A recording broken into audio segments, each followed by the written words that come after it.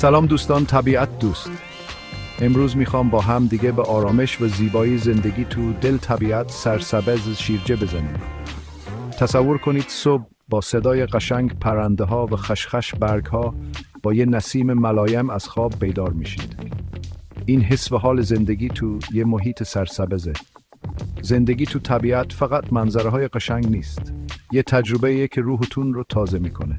فکر کنید از در خونه میآید بیرون و یه نفس عمیق از هوای تازه و پاک میکشید. هر نفسی که میکشید ریهاتون رو پر از پاکی میکنه و هر بازدمی استرس رو ازتون دور. فواید زندگی تو همچین محیطی بی پایانه.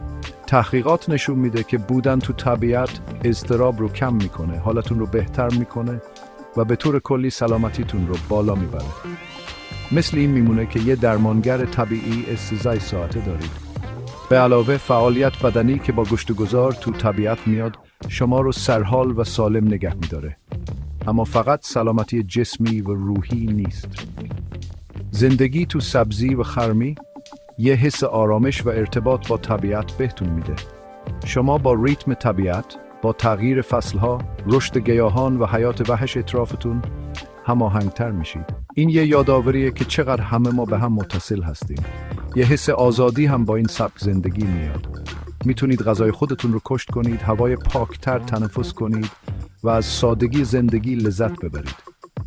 یعنی آروم گرفتن و قدر چیزهای کوچیک رو دونستن، مثل بوی بارون روی خاک جنگل یا دیدن یه پروانه که داره پر میزنه.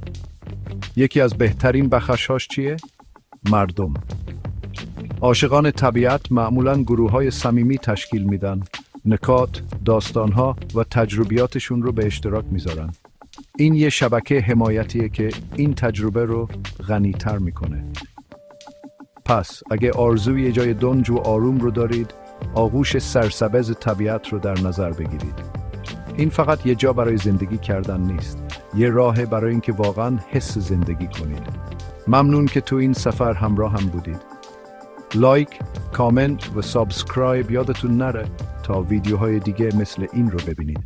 کنجکاو بمونید، ماجراجو بمونید و تا ویدیوی بعدی به گشت و گذارتون ادامه بدید.